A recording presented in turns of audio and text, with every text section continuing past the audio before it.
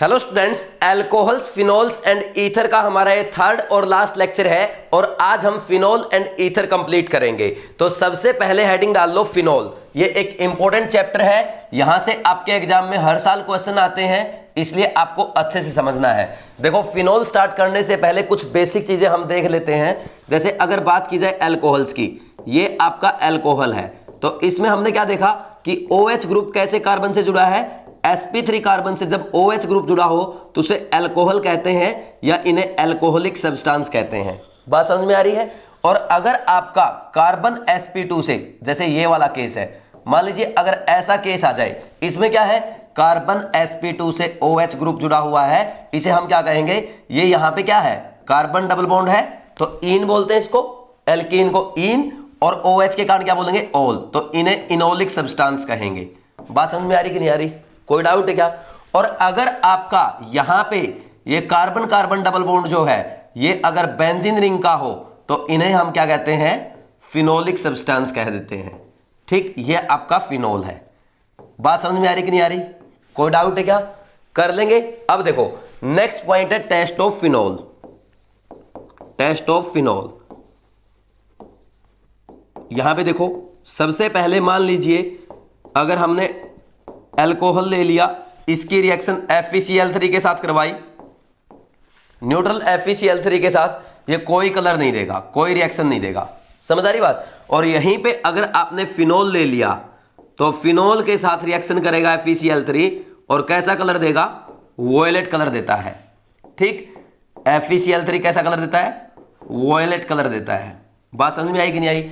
और यहीं पे अगर आप इनोलिक सब्सटेंस ले लेंगे, यानी कोई भी इनोलिक सब्सटेंस अगर आप यहां पे ले लेते हैं, तो ये भी FeCl3 के साथ रिएक्शन करके क्या देता है, वोयलेट कलर देता है।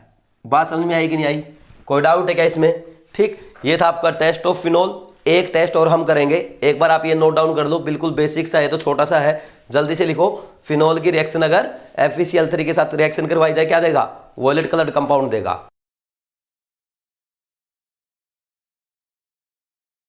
नेक्स्ट लिखो लीबरमैन्स नाइट्रोसो टेस्ट। इजी टेस्ट है लेकिन आपकी एनसीईआरटी में नहीं दिया है, फिर भी एक बार हम पढ़ लेंगे।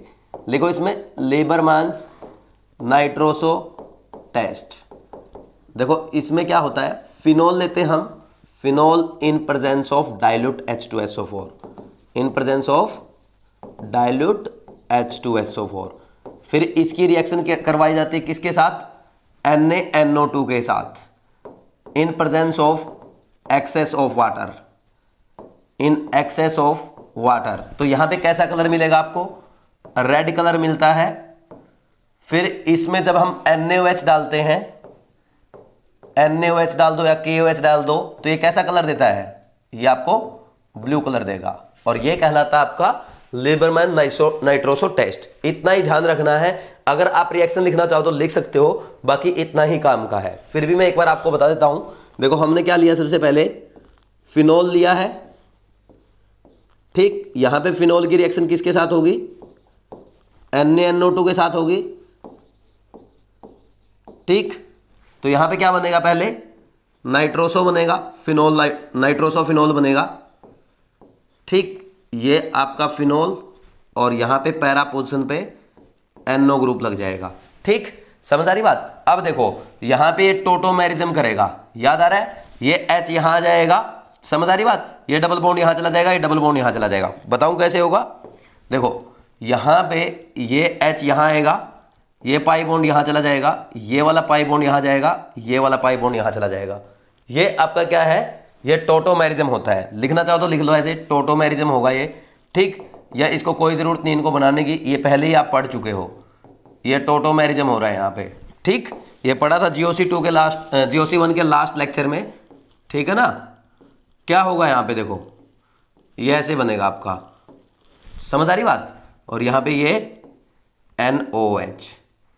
अब देखो, अब हमारे पास यहाँ पे क्या है, यहाँ पे डाइल्यूट H2SO4 है, ये डाइल्यूट H2SO4 आपने लिया है, तो एसिडिक मीडियम है, तो एसिडिक मीडियम क्या करेगा, H+ देगा, और ये क्या करेगा, अपने लोन पेयर H+ को डोनेट कर देगा। तो क्या बनने वाला है, देखो यहां पे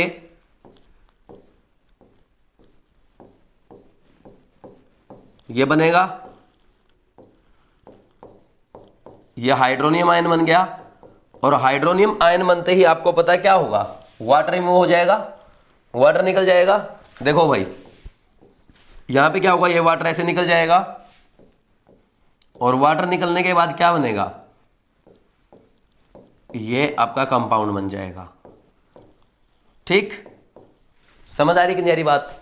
ठीक, इसके बाद क्या होगा, यहां पे अगेन ये किसके साथ रिएक्शन करेगा, फिनोल के साथ रिएक्शन करेगा। ठीक है, अब देखो ये इलेक्ट्रोफाइल है और ये क्या है, फिनोल है, तो ये क्या होगा, ESR रिएक्शन दे देगा, इलेक्ट्रोफिलिक सब्स्टिट्यूशन रिएक्शन। ऑर्थो पे लग सकता है या पैरा पे लग सकता है, तो ये बल्कि ग्रुप है जाकर के पैरा पे लग जाएगा। तो यहां पे क्या बनेगा, देखो यहां पे ये आपका ऐसा कंपाउंड बनेगा,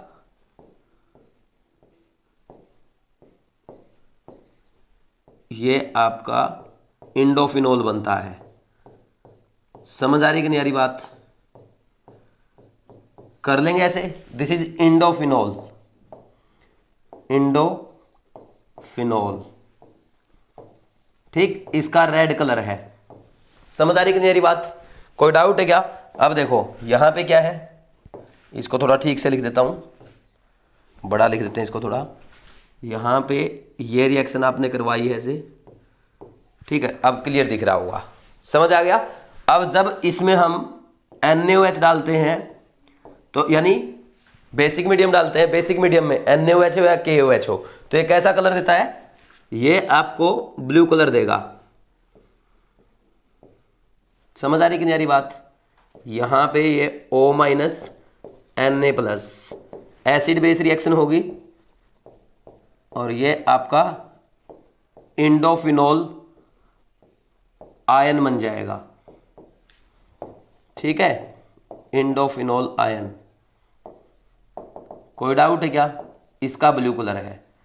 ठीक, इतना डिटेल में जाने की कोई जरूरत नहीं है, क्योंकि ये टेस्ट NCERT में नहीं दिया है, फिर भी मैंने आपको अच्छे से समझा दिया। अगर किसी बुक में आप पढ़ें, वैसे मैंने पहले ही बोला है, अगर आप मेरे से पढ़ रहे हैं, आप मेरे अकॉर्डिंग प्रिपेयर कर रहे हैं, इसके अलावा आपको कुछ भी करने की जरूरत नहीं है। जितना मैं समझाता हूं उतना काफी है। ये टेस्ट इतना इंपॉर्टेंट क्यों नहीं है? क्योंकि ये NCERT में नहीं दिया गया है। फिर भी कुछ स्टूडेंट्स क्या है, इधर उधर बुक्स में पढ़ते हैं तो बोलते हैं तो हमें पढ़ाया नहीं, इसलिए मैंने आपको बता दिया। बस आपको इतना पता होना चाहिए, ये किसका टेस्ट है, फिनोल का टेस्ट है। फिनोल की रिएक्शन किसके साथ कराते हैं, डाइल्यूट H2SO4 में NaNO2 के साथ कराएंगे, रेड कलर देगा। फिर NaOH के साथ रिएक्शन कराने पे कैसा कलर देता है, ब्लू कलर देता है। ठीक, ये ध्यान रखना है। और कई बार क्या करता है, यहाँ पे डाइल्यूट H2SO4 और NaNO2 की जगह वो डायरेक्ट HNO2 भी लिख देता है, ये भी ध्यान रखना है। यहाँ पे इन दोनों की जगह, इन दोनों को लिखने की बजाय डायरेक्ट आपको HNO2 भी लिख देता है। और जरूरी नहीं है ऐसा लिखे, ऐसा भी लिख देता है, फिनोल NaNO2, नीचे लिख देगा डाइल्यूट H2SO4। ठीक, फिर ये आपको ऐसे भी दे सकता है। कर लेंगे कि नहीं कर लेंगे, या डायरेक्ट HNO2 दे दे। समझ गए आप बात को? तो इसको नोट डाउन कर लो, फिर हम आगे बढ़ते हैं।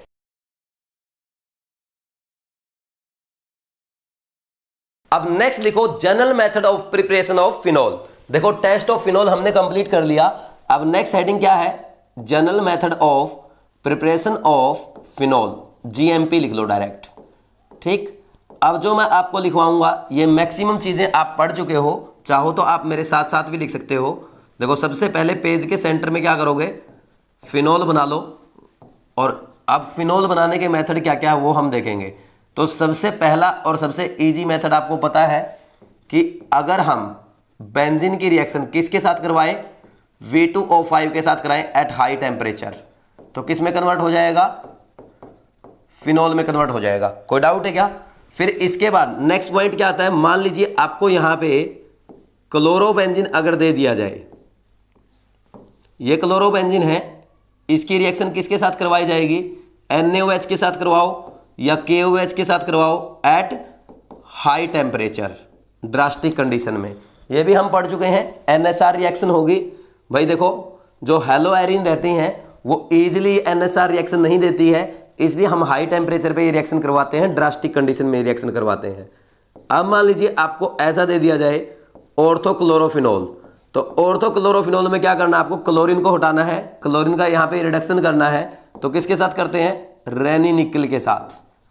फिर इसके बाद मान लीजिए यहां पे आपको सैलिसाइलिक एसिड दे दिया जाए, सैलिसाइलिक एसिड अगर दे दिया जाए तो इसमें हम क्या करेंगे, देखो यहां पे ये आपका सैलिसाइलिक एसिड है, ऑर्थो हाइड्रोक्सी बेंजोइक एसिड भी इसको बोलते हैं। तो आपको क्या करना है, यहां से CO2 हटाना है, यानी डी कार्बोक्सिलेशन रिएक्शन होगी। तो एसिड की डी कार्बोक्सिलेशन रिएक्शन के लिए आप क्या करते हो, उसमें सोडा डाइम डाल देंगे, NaOH CaOA के साथ रिएक्शन करवा देंगे। फिर मान लीजिए यहां पे आपको अगर ग्रिग्नार्ड एजेंट दे दिया जाए, फिनाइल MgBr दे दिया, तो इसका आप फिनोल कैसे बनाएंगे, इसकी रिएक्शन कराई जाती है ऑक्सीजन के साथ, फॉलोड बाई एसिडिक हाइड्रोलिसिस। समझ आ रही कि नहीं आ रही बात, कोई डाउट है क्या? नेक्स्ट क्या करेंगे अब, इसके बाद देखो नेक्स्ट यहां पे मान लीजिए अगर आपको एनिलीन दे दिया, और एनिलीन से आपको क्या बनाना है, एनिलीन से आपको फिनोल बनाना है। इसका मेथड क्या है, सबसे पहले रिएक्शन कराएंगे NaNO2 प्लस HCl के साथ at 0 degree Celsius, low temperature पे करवाते हैं, या डायरेक्ट आपको HNO2 भी लिख के दे देता है। फिर नेक्स्ट रिएक्शन किसके साथ करवाई जाती है, H2O के साथ, इसमें कोई डाउट नहीं है। नेक्स्ट मान लीजिए यहां पर आपको क्या दे दिया, एस्टर दे दिया, ये दे दिया फिनाइल इथेनोएट। तो इसमें क्या करेंगे, इसका एसिडिक हाइड्रोलिसिस कर दो। तो एसिडिक हाइड्रोलिसिस करने के बाद देखो क्या होगा, ये ऐसे टूट जाएगा H और OH। बात समझ में आ रही है? नेक्स्ट देखो, अगर मान लीजिए यहां पर आपको बेंजीन सल्फोनिक एसिड दे दिया जाए, तो इस केस में आप क्या करेंगे, इसकी पहले रिएक्शन हम करवाएंगे किसके साथ, फ्यूज्ड NaOH के साथ एट हाई टेम्परेचर, ठीक है। फिर क्या कर देंगे, H प्लस के साथ रिएक्शन करवाएंगे। नेक्स्ट क्या है, नेक्स्ट इज वेरी इंपॉर्टेंट, अगर आपको एनिसोल दे दिया जाए, तो एनिसोल से आपको फिनोल बनाना है, ये ईथर है, इसकी रिएक्शन किसके साथ कराएंगे, HI और HBr के साथ। तो आपको पता है ये बॉन्ड टूट जाएगा, इधर H उधर I या Br, ठीक। क्या बनेगा, फिनोल और मिथाइल आयोडाइड या मिथाइल ब्रोमाइड।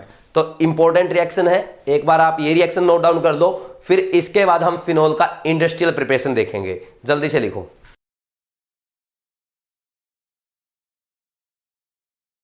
अब नेक्स्ट लिखो industrial preparation of phenol, heading डाल लो इंडस्ट्रियल प्रिपरेशन ऑफ फिनोल। इसमें देखना भाई क्या होगा, सबसे पहला लिखते हैं फ्रॉम क्यूमीन, बहुत इंपॉर्टेंट रिएक्शन है, ठीक, NCERT में दी गई है, इसलिए आपको अच्छे से समझना है और इस रिएक्शन को याद भी करना है। बात समझ में आ रही है भाई? देखो इसमें होता क्या है, ये आपका क्यूमीन है, क्यूमीन, इसको हम कॉमन नेम आइसोप्रोपाइल बेंजीन भी बोलते हैं, क्यूमीन बोल दो, और क्या बोल सकते हो, आइसोप्रोपाइल बेंजीन बोल दो, आइसोप्रोपाइल बेंजीन बोल सकते हैं, या क्या लिख के दे सकता है आपको, 2 फिनाइल प्रोपेन, ये इसका IUPAC नेम है, ठीक। इसकी रिएक्शन O2 के साथ करवाई जाती है, तो यहां पे क्या बनता है, पेरोक्साइड बन जाता है, ये पेरोक्साइड बनेगा। फिर इसमें फर्दर हम क्या करते हैं, थोड़ा डाइल्यूट एसिड डालते हैं, तो इससे क्या बनेगा, फिनोल बनेगा और एसीटोन बनता है, ठीक। ये जो एसीटोन बना है, कभी कभी क्वेश्चन में आपसे ये साइड प्रोडक्ट जो बना एसीटोन, ये भी पूछ लिया जाता है, क्योंकि NCERT में साफ लिखा है जो यहाँ पे ये साइड प्रोडक्ट या बाई प्रोडक्ट जो बनता है, इसको लार्ज क्वांटिटी में बनाने के लिए भी इस रिएक्शन को हम यूज करते हैं। बात समझ में आई कि नहीं आई, कर लेंगे। अब नेक्स्ट देखो, नेक्स्ट रिएक्शन है आपकी second, from Raschig process, from Raschig process, easy है, इतनी ज्यादा इंपॉर्टेंट नहीं है, ठीक। देखो इसमें क्या करते हैं हम लोग, ये आपका बेंजीन लिया, बेंजीन की रिएक्शन कराएंगे HCl के साथ इन प्रेजेंस ऑफ O2, और कैटालिस्ट क्या यूज करते हैं यहाँ पे, CuCl2 FeCl3, ठीक, एट 300 डिग्री सेल्सियस। बात समझ में आ रही है? तो अब क्या बनेगा, यहाँ पे आपका जो प्रोडक्ट बनता है वो फिनोल बनेगा, कोई डाउट है क्या? समझ आया कि नहीं आया? ठीक, नेक्स्ट देखो थर्ड रिएक्शन हो गया। ये थर्ड रिएक्शन लिखो, फ्रॉम डो प्रोसेस।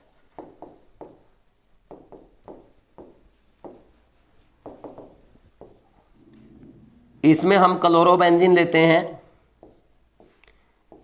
क्लोरोबेंजीन की रिएक्शन किसके साथ करवाई जाती है? NaOH के साथ करवाई जाएगी, CuFe की प्रेजेंस में।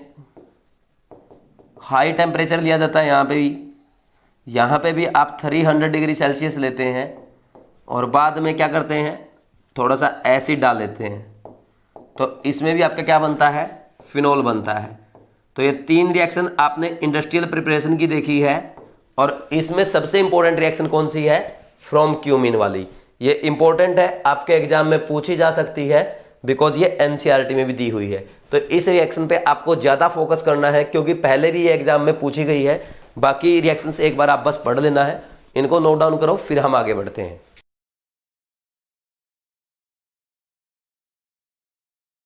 प्रिपरेशन के बाद नेक्स्ट लिखो physical properties of phenol. Heading डाल लो फिजिकल प्रॉपर्टीज, और ये चाहो तो आप मेरे साथ साथ लिख सकते हो, क्योंकि थ्योरेटिकल पॉइंट्स है। तो सबसे पहला इसमें लिखो phenol is colourless crystalline solid. Colourless crystalline solid which convert into pink color due to oxidation with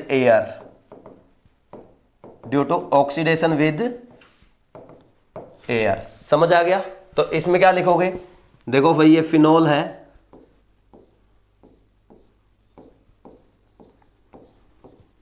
और फिनोल का ऑक्सीडेशन अगर एयर की प्रेजेंस में हो जाएगा तो क्या हो जाएगा, ये पिंक कलर गेन कर देगा। ठीक, बेंजोक्विनोन बना लेता है, ये बन जाएगा। ठीक, पिंक कलर। समझ आ रही बात? कर लेंगे ऐसे। ठीक, नेक्स्ट क्या है, सेकंड, इसका बॉइलिंग पॉइंट क्या होता है, बॉइलिंग पॉइंट 180 डिग्री सेल्सियस होता है। ठीक, और बात करी जाए अगर सोल्यूबिलिटी की, तो phenol is less soluble in water than alcohol. ऐसा क्यों भाई, than alcohol? Due to presence of बल्कि वाटर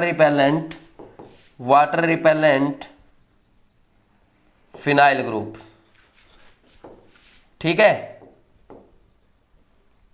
समझ आ रही बात? क्योंकि इसमें क्या होता है, ये जो फिनाइल ग्रुप होता है ना, ये फिनाइल ग्रुप जो है ये क्या होता है, वाटर रिपेलेंट होता है, इसलिए। समझ आ रही बात? तो इसके कारण ये क्या है, वाटर, देखो कोई भी अल्काइल ग्रुप है वो वाटर रिपेलेंट होता है। इसमें फिनाइल है, जैसे मिथाइल है, इथाइल ग्रुप है या प्रोपाइल ग्रुप है, उनसे बड़ा ग्रुप है, और बड़ा ग्रुप होने के कारण क्या करेगा, वाटर को रिपेल करेगा।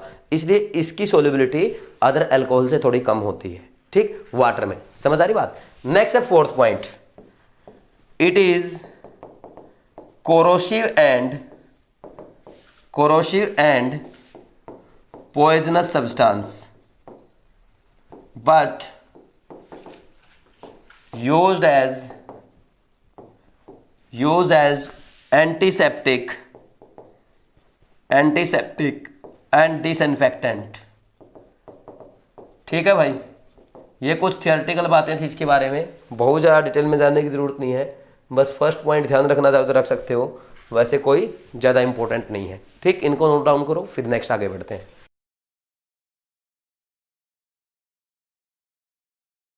अब नेक्स्ट लिखो केमिकल प्रॉपर्टीज। हेडिंग डाल लो chemical properties of phenol. Chemical properties, देखो आपको पता है फिनोल जो है, फिनोल के पास क्या है भाई, एक तो बेंजीन रिंग है, बेंजीन रिंग के कारण रिएक्शन दे सकता है, क्या देगा, ESR रिएक्शन देगा, और एक इसके पास एसिडिक H है, तो इस एसिडिक एच के कारण भी रिएक्शन दे सकता है। तो सबसे फर्स्ट पॉइंट लिख लो, reaction due to acidic H, reaction due to acidic H. ठीक है, तो सबसे पहले हम एसिडिक नेचर की ही बात करेंगे। जब भी हम एसिडिक स्ट्रेंथ पढ़ते हैं तो हम क्या लिखते हैं, acidic strength is directly proportional two electron withdrawing group but inversely proportional two electron donating group, है ना। यानी -m - i के directly proportional and +m +h +i के इनवर्सली प्रोपोर्शनल होता है। ये हम पढ़ चुके हैं, पूरा दोबारा से रिवाइज करवाने की जरूरत नहीं है, जीओसी में हमने अच्छे से पढ़ा है। अब यहां पे अगर बात की जाए, जैसे RSO3H ये दे दिया आपको, मान लीजिए ये दे दिया जाए, तो RSO3H और RCOOH ये कार्बोक्सिलिक एसिड है। तो इसमें सबसे ज्यादा एसिडिक आपके सल्फोनिक एसिड होते हैं, फिर कार्बोक्सिलिक एसिड, फिर फिनोल का नंबर आएगा। फिनोल के बाद कौन आएंगे, फिनोल के बाद कौन आता है, फिनोल के बाद आपका मेथेनॉल आएगा जो वाटर से ज्यादा एसिडिक होता है। ये एक ऐसा अल्कोहल है जो वाटर से ज्यादा एसिडिक होता है। ठीक, बाकी अल्कोहल वाटर से कम एसिडिक होते हैं और अल्कोहल जो होते हैं वो आपके टर्मिनल अल्काइन से ज्यादा एसिडिक होते हैं और अल्काइंस आपके अमोनिया से ज्यादा एसिडिक होते हैं। ये जनरल में मैं आपको कई बार सिखा चुका हूं, इनमें से कोई भी 4 ऑप्शन उठा के एग्जामिनर आपसे पूछ सकता है, बहुत बार मैं बता चुका हूं, फिर आपको रिमाइंड करवा दिया। ठीक, अब नेक्स्ट अगर हम आगे बढ़े, इसके बाद नेक्स्ट पॉइंट जो आता है, तो देखो यहां पे एक एग्जांपल हम कर लेते हैं। मान लीजिए एग्जामिनर आपको ऐसे दे दे, ये फिनोल दे दिया और एक फिनोलिक सब्सटेंस दे दिया, जैसे मान लीजिए नाइट्रोफिनोल, एक तो दे दिया ऑर्थो नाइट्रोफिनोल, सेकंड एग्जांपल मान लीजिए आपको दे दिया मेटा नाइट्रोफिनोल, थर्ड दे दिया पैरा नाइट्रोफिनोल। ठीक, तो इनमें आपसे पूछ रहा है कि एसिडिक स्ट्रेंथ का ऑर्डर क्या आएगा।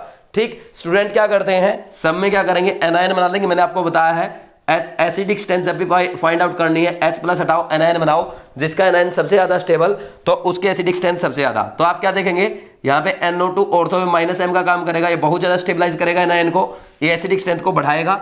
यहाँ पे मेटा पे रेजोनेंस नहीं होगा, इसलिए -i का काम करेगा और पैरा पे भी -m का काम करेगा। ठीक, अब देखो सबसे कम तो मेटा की होगी, एसिडिक स्ट्रेंथ की अगर यहाँ पे बात की जाएगी तो मेटा की सबसे कम होगी, इसमें किसी को कोई डाउट नहीं है। ठीक, बात समझ में आ रही है। नेक्स्ट क्या आएगा, अब अगर नेक्स्ट बात की जाए तो यहां पे अगर नेक्स्ट हम बात करते हैं तो देखो ऑर्थो और पैरा में किसकी ज्यादा होगी, -m, तो दोनों स्ट्रॉन्ग सेम लगाएंगे। फिर हम क्या करते हैं कि -i, इसका भी -i, उसका भी -i। तो जब हम -i से इस चीज को करते हैं तो हम बोलते हैं कि ऑर्थो पे डिस्टेंस कम है, -i ज्यादा लगेगा, इसलिए ऑर्थो की एसिडिक स्ट्रेंथ ज्यादा होगी। लेकिन ऐसा नहीं होता है, यहां पे क्या है, इसकी बजाय बल्कि यहां पे क्या होगा, यहां पे आपकी हाइड्रोजन बॉन्डिंग करेगा।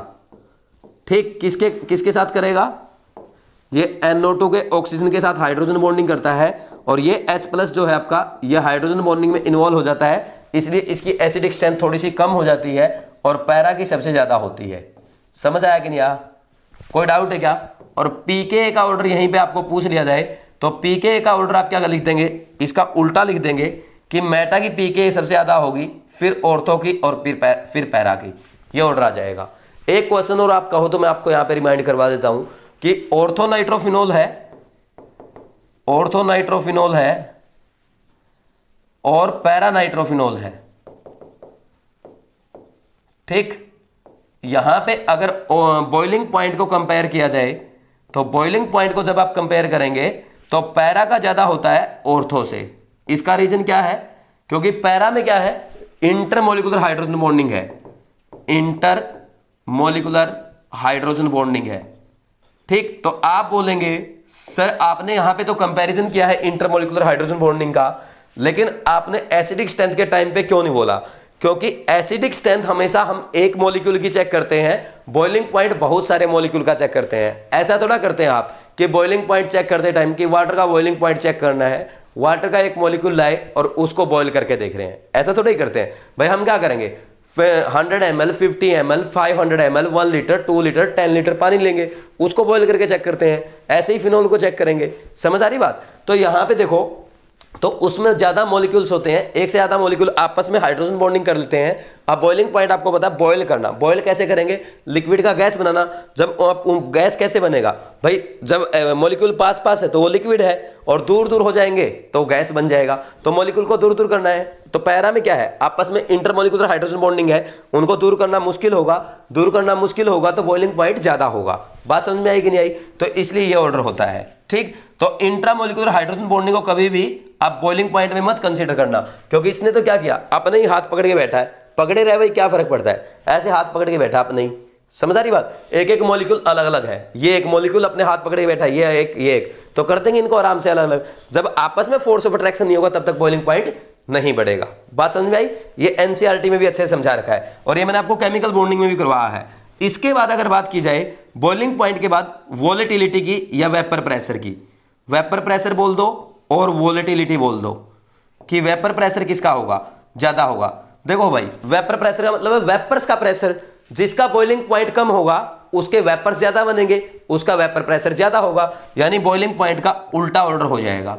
ठीक, ये क्वेश्चन IIT 2007 का पूछा हुआ है, ये भी मैंने आपको केमिकल बॉन्डिंग में करवाया था, लेकिन फिर भी यहां पे रिवाइज करवा दिया क्योंकि इंपॉर्टेंट पॉइंट है, दोबारा पूछा जा सकता है। समझ आई कि नहीं आई बात? अब नेक्स्ट देखो, मान लीजिए कोई क्वेश्चन एग्जामिनर आपको ऐसा दे दे, ये क्वेश्चन बना के दे दे, ये फिनोल में एक NO2 ग्रुप लगाया, फिर एक और लगाया यहां पे, फिर इसने 3 लगाए 2,4,6 ट्राई नाइट्रोफिनोल यानी पिक्रिक एसिड बना दिया। ठीक, ये पिक्रिक एसिड उसने बना के दे दिया। समझ आ रही बात? तो पिक्रिक एसिड में अगर बात की जाए तो पिक्रिक एसिड यहां पे सबसे स्ट्रॉन्ग होगा क्योंकि 3 इलेक्ट्रॉन विड्रॉइंग ग्रुप लगे हैं, यहां पे 2 लगे हैं, यहां पे एक ही लगा है। और पिक्रिक एसिड इतना स्ट्रॉन्ग एसिड होता है, ये आपका एसिटिक एसिड से भी स्ट्रॉन्ग एसिड होता है। समझ आ रही कि नहीं आ रही बात? कर लेंगे, यानी कार्बोक्सिलिक एसिड से भी स्ट्रॉन्ग एसिड हो जाता है, एसिटिक एसिड से स्ट्रॉन्ग होता है। आप पीके चेक करना, इसकी बहुत कम आएगी, इसकी 0.3 के आसपास आएगी, नेट पे चेक करना। इसकी 0.3 आती है और RCOOH की कितनी आती है, 4.7 आती है। समझ आ रही बात? तो जिसकी पीके ज्यादा उसकी एसिडिक स्ट्रेंथ क्या होगी, कम होगी। समझ आ रहा है? इसको नोट डाउन करो, फिर हम आगे बढ़ते हैं।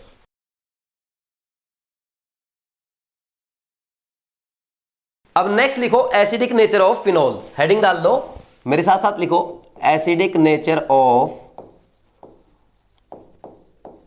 फिनोल। और फिनोल का एक और नाम है, वो है कार्बोलिक एसिड। ठीक, ये भी आपको ध्यान रखना है, कहीं कहीं लिखा मिल सकता है। ठीक, अब इसमें सबसे फर्स्ट पॉइंट लिखो phenol turns blue litmus to red, blue litmus to red. और आपको पता है जो नीले लिटमस को लाल कर दे उसको एसिड कहते हैं। कैसे याद करा था मैंने आपको? अनिल से याद करवाया था, एसिड नीले लिटमस को लाल करता है। समझ आ रही बात? तो फिनोल क्या है, एसिडिक है। Next, phenol reacts with metal and metal hydrides to give H2 gas. Metal और मेटल हाइड्राइड के साथ रिएक्शन करके क्या देता है, ये आपको H2 गैस देता है। बात समझ में आ रही है? देखो, जैसे यहां पे अगर इसकी रिएक्शन थोड़ा सा सोडियम मेटल के साथ हीट कर दें तो क्या बना लेगा, फिनॉक्साइड आयन बना लेगा, सोडियम फिनॉक्साइड बना लेगा। ठीक, और H2 गैस रिलीज होगी। समझ आ रही बात? कोई डाउट है क्या?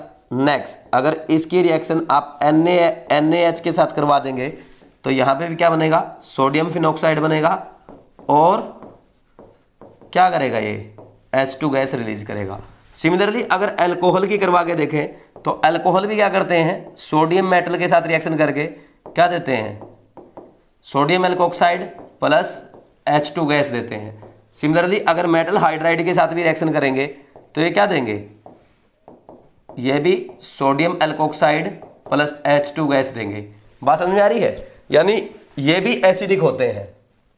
अब नेक्स्ट देखते हैं, एक काम करेंगे, अगर इसकी अल्कलीज के साथ रिएक्शन करवाई जाए यानी NaOH या KOH के साथ, तो लिखो phenol reacts with alkalis to give water, यानी एसिड बेस रिएक्शन करेगा ये यहां पे।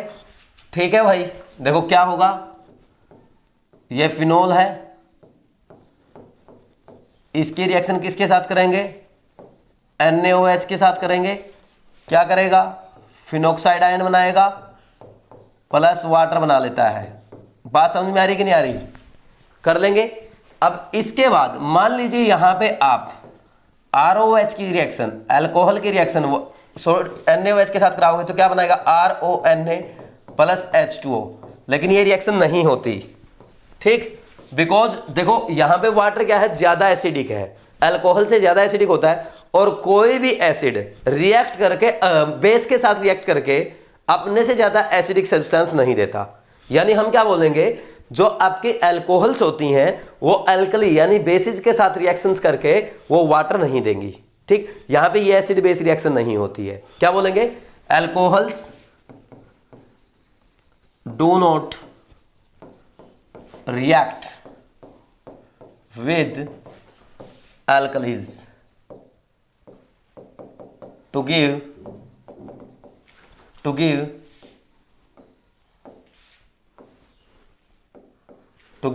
water because no substance give more acidic, no substance की बजाय लिखो no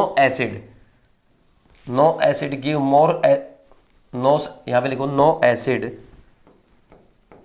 give more acidic substance than itself by reacting with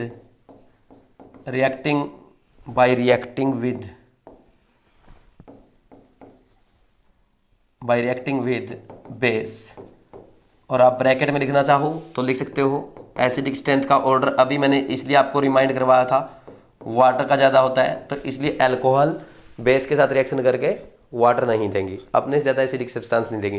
वही सिंपल सी बात है, कोई किसी बेस के साथ रिएक्शन करके, कोई भी एसिडिक सब्सटेंस बेस के साथ रिएक्शन करके अपने से ज़्यादा एसिडिक सब्सटेंस कैसे दे सकता है। अगर ऐसा होता तो हमें स्ट्रॉन्ग जो ज़्यादा एसिडिक सब्सटेंस होते हैं उनकी क्या जरूरत पड़ती, हम क्या करते, उनकी बेसिस के साथ रिएक्शन करके उनसे स्ट्रॉन्ग एसिडिक सब्सटेंस बनाते रहते।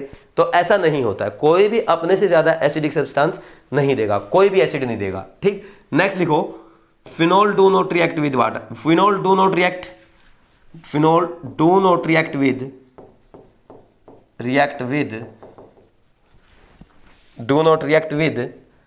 NaHCO3, ठीक। सेम पॉइंट है, इसका भी मैं बस सीधा आपको हिंट लिखवा दूंगा, क्योंकि ऊपर आपने पूरी एक लाइन लिखी है तो बार बार लिखने का कोई मतलब नहीं है, ठीक।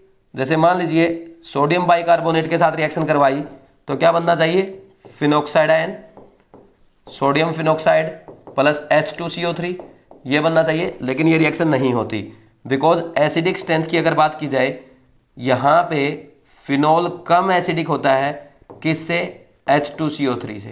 तो H2CO3 ज्यादा एसिडिक है, तो फिनोल NaHCO3 के साथ रिएक्शन करके अपने ज्यादा एसिडिक सब्सटेंस कैसे दे सकता है। समझ आ रही बात, ऊपर यही तो आपने लिखा है, एक बार इसको नोट डाउन कर दो फिर हम आगे बढ़ते हैं।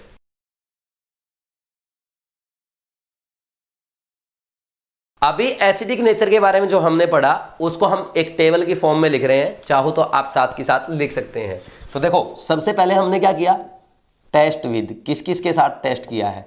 एक तो सोडियम मेटल के साथ किया था, फिर किसके साथ किया था, NaOH के साथ किया था, लिटमस का टेस्ट किया, एक सोडियम बाइकार्बोनेट के साथ NaHCO3, ठीक। और किस किस के टेस्ट किए थे, अल्कोहल का, फिनोल का और एसिड का भी लिख लो साथ में। वैसे आपने एसिड का नहीं किया फिर भी लिख लो, ठीक। जैसे ROH अल्कोहल के साथ, सोडियम के साथ इसने टेस्ट दिया था, ठीक। NaOH के साथ दिया था क्या, नहीं दिया। लिटमस का टेस्ट ये नहीं देता है, ठीक। और NaHCO3 के साथ नहीं देगा। जब फिनोल नहीं दे रहा तो ये कैसे देगा, क्योंकि ये तो फिनोल से भी कम एसिडिक है, ठीक। अल्कोहल तो फिनोल से भी कम एसिडिक है। और फिनोल की अगर बात की जाए, सोडियम मेटल के साथ देगा, NaOH के साथ भी टेस्ट दिया, लिटमस के साथ भी टेस्ट दिया, लेकिन सोडियम बाइकार्बोनेट के साथ नहीं देगा, ठीक। यहां पे अगर बात की जाए, ये तो एसिड है, ये तो सबके साथ देगा, ठीक।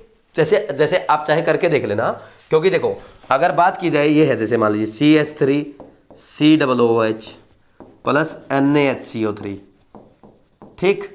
ये अगर बात की जाए, ये क्या बनाएगा, ये बनाएगा आपका CH3CONA ठीक, प्लस H2CO3, और H2CO3 को ना हम ऐसे लिख देते हैं H2O प्लस CO2। और यहां पे अगर एसिडिक स्ट्रेंथ की बात करोगे ना, CH3COOH is more acidic then H2CO3, carbonic acid. ठीक, इससे ज्यादा एसिडिक होता है। देखो एसिटिक एसिड भी ये टेस्ट देता है, और यहां पे अगर कोई फिनोलिक सब्सटेंस की बात की जाए तो पिक्रिक एसिड ये टेस्ट देता है। समझ आ रही बात? तो यहां पे क्या लिखोगे, एक पॉइंट लिख लेना, acetic acid and picric acid give effervescences of CO2 when react with sodium bicarbonate. समझ आ रही बात? तो दोनों ये टेस्ट देंगे। भाई आपको एक बात का तो पता ना, पिक्रिक एसिड ये टेस्ट क्यों दे रहा है? क्योंकि ये एसिटिक एसिड से भी ज्यादा स्ट्रॉन्ग एसिड है। समझ आई कि नहीं आई बात? और यहां पे एसिटिक एसिड की स्पेलिंग ठीक कर लेना। ठीक, ये मैंने आपको बताया था, ये ध्यान रखना आपको। ठीक, ये आपके क्वेश्चन में भी दे सकता है एग्जामिनर। कर लेंगे कि नहीं कर लेंगे? इजी है भाई। इसके बाद नेक्स्ट आगे बढ़ जाए हम लोग। ठीक, अब इसकी रिएक्शंस देख लो एक दो। फिनोल की रिएक्शन मान लीजिए आपने किसके साथ करवाई, पहले NaOH के साथ करवाई, तो क्या बनेगा? फिनोक्साइड आयन बनेगा। ठीक है भाई, ये बन गया। और इसकी रिएक्शन फिर मान लीजिए RX के साथ करवा दी, तो क्या बन जाएगा? ये ईथर बन जाएगा। समझ आई कि नहीं आई बात? और यहां पे 1 डिग्री या 2 डिग्री लेना है, क्योंकि SN2 रिएक्शन होगी। ठीक, फिर इसकी रिएक्शन मान लीजिए आपने किसके साथ करवाई, ClCOCH3 के साथ करवाई, तो यहां पे क्या बनेगा? ये आपका पहले भी आप ये रिएक्शन देख चुके हो, ये आपका एस्टर बन जाएगा, फिर फिनाइल इथेनोएट। ठीक, मान लीजिए यहां पे ये रिएक्शन आपने मिथाइल या किसी एल्काइल ग्रुप की जगह आपने फिनाइल ग्रुप लिया होता, तो इस केस में क्या बन जाएगा? ये बन जाएगा आपका phenyl benzoate, and this is called shorten Bowman reaction.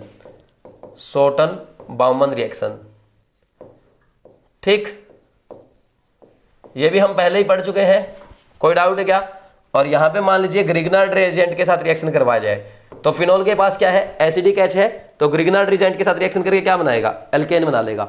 मान लीजिए आपने मिथाइल MgBr ले लिया यहाँ पे, तो क्या बना लेगा? मेथेन बना लेगा। मान लीजिए आपको इथाइल Mg आयोडाइड दे दिया, इथाइल मैग्नीशियम आयोडाइड दे दिया, तो इथेन बना लेगा। मान लीजिए आपको फिनाइल मैग्नीशियम आयोडाइड की रिएक्शन फिनोल के साथ दी गई, तो ये क्या है आपका? Phenyl magnesium iodide. यहाँ पे ग्रिग्नार्ड रिएजेंट रिएक्शन कर रहा है ऐसे सब्सटेंस के पास साथ जिसके पास एसिडिक H है, तो क्या दे देगा? सीधा बेंजीन दे देगा, एल्केन दे देगा। यहां पे मान लीजिए रिएक्शन CH2N2 की रिएक्शन Fe की प्रेजेंस में हीट कर दिया जाए, तो ये क्या बन जाएगा? देखो एक्चुअल में क्या होता है ये बता देता हूं मैं आपको कैसे बनता है। यहां पे देता है ये फ्री रेडिकल, ठीक, कार्बिन देता है, और कार्बिन क्या करता है? सबसे ज्यादा पोलर बाई बॉन्ड जो होता है उसके ऊपर अटैक कर देता है, इसके ऊपर। समझ आ रही बात? तो ये जुड़ जाएगा जाकर के। कर लेंगे। ये थी आपके ये रिएक्शंस। इसके बाद और रिएक्शंस बची हुई है, वो अभी हम करेंगे। एक बार इसको लिख लो।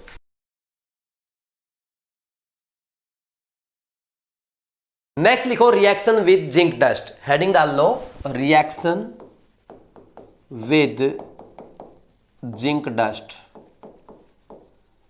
जैसे मान लीजिए आपको फिनोल लिख दिया, और फिनोल के रिएक्शन में लिख के दे दिया किसके साथ करवाई गई है? जिंक डस्ट के साथ करवाई गई है। तो आपको पता जिंक डस्ट क्या करता है?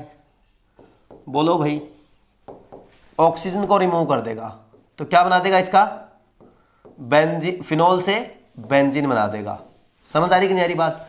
मान लीजिए यहीं पर अगर ऐसा लिखा रहता, ये OH ये CHO, दिस इज सैलिसाल्डिहाइड, और यहां पे जिंक डस्ट आपको लिख के दे दे, तो आपको पता ये क्या करेगा? ऑक्सीजन को रिमूव कर देगा, फिनोल की ऑक्सीजन को रिमूव कर देगा, तो क्या बचेगा? बेंजाल्डिहाइड।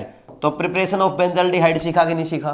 ठीक। फिर इसके बाद मान लीजिए नेक्स्ट रिएक्शन में आपके साथ क्या किया जाए? यहां पे मान लो ये दे दिया इसने, सैलिसाइलिक एसिड दे दिया, और यहां भी लिख के दे दिया जिंक डस्ट, तो इसमें भी आप क्या करोगे? फिनोल वाला ऑक्सीजन हटा दो, क्या बन जाएगा? बेंजोइक एसिड का प्रिपरेशन आपने सीख लिया। समझ आई कि नहीं आई? ठीक, कोई डाउट है क्या? कर लेंगे ऐसे। नेक्स्ट मान लीजिए यहां पे अगर आपको ये लिख के दे, फिनोल की रिएक्शन किसके साथ है? PCl5 के साथ है। तो क्या क्या बनेगा? एक तो क्लोरोबेंजीन बनेगा, ठीक, और एक क्या बनेगा? POCl3 प्लस HCl बनेगा। बात समझ में आ रही कि नहीं आ रही? और मान लीजिए यहां पर अगर फिनोल की रिएक्शन फर्दर आपको लिख के दे दे किसके साथ? POCl3 के साथ, तो यहां पे क्या बनेगा? देखो C6H5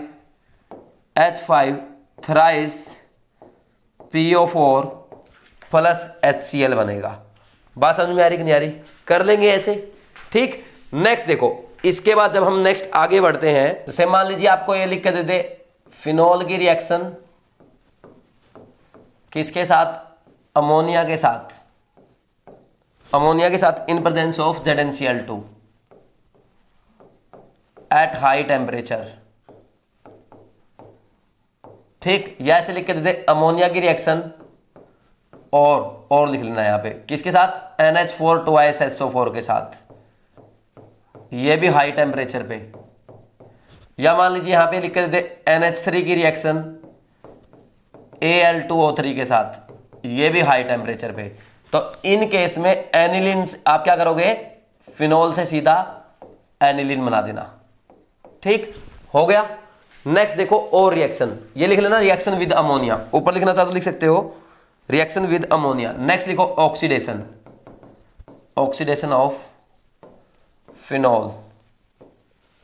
यहां पे क्या होगा? यहां पे अगर फिनोल का ऑक्सीडेशन करेंगे, ये क्या है? किसके साथ किया जाए? Mild oxidizing agent CrO2Cl2 chromyl chloride. तो ऑक्सीडेशन हो जाएगा, यहां पे बेंजोक्विनोन बन जाएगा। समझ आ रही बात? ये बन गया आपका। कोई डाउट है क्या? कर लेंगे। और यहीं पे अगर इसकी रिएक्शन किसके साथ की जाए? K2H2O8 के साथ इन प्रेजेंस ऑफ KOH, इसको कहते हैं एल्ब्स पर सल्फेट रिएक्शन, ठीक। इसमें क्या बनेगा? क्यूनोल बनेगा।